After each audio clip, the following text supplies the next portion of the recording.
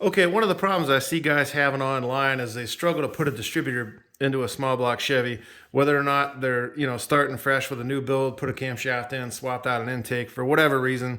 They want to put the distributor back in, and they're having a tough time. So I figure I'll run this tutorial, and hopefully it'll help some people out. So we'll start off and pretend it's a fresh build, or you just threw a new camshaft in there, and it's dot to dot. We lined up the cam gear is at 6 o'clock, and the crank gear is at 12. So they're dot to dot right there. And what that's going to do is put it at top dead center. So if you look at your harmonic balancer, it's going to read, right at top dead center. The number 1 cylinder is at the top dead center on the exhaust stroke, and number 6 is at top dead center on the compression stroke. And that's really where people get hung, and it screws them up because they put it dot to dot and they install the distributor, and now it's 180 degrees out because number 1 and number 6 are sister cylinders. And in that configuration, dot to dot, 6 is on compression and 1 is on exhaust. So if that's your problem, all you need to do is rotate the harmonic balancer 360 degrees. But get that out of your mind because we're going to do a fail safe. So no matter where you're starting from, it'll work and get you going. So we're going to pretend, hey, we don't know where this is at. We're just swapping an intake, whatnot.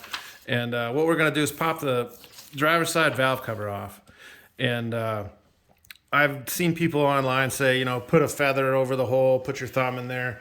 Don't do that. Just do it right. It's 4 bolts. Pop the valve cover off so you can see what's going on in the valve train.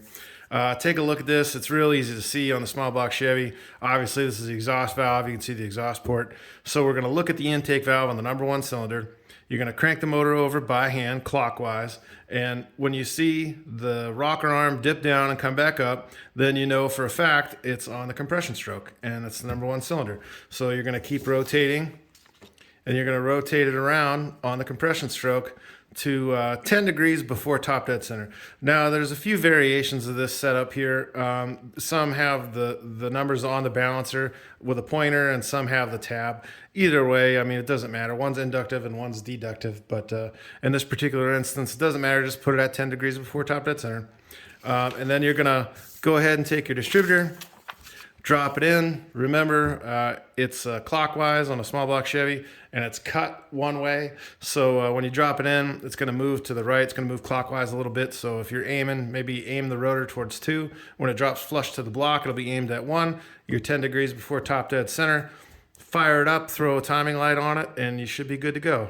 Any questions, put them down in the comments. Thank you.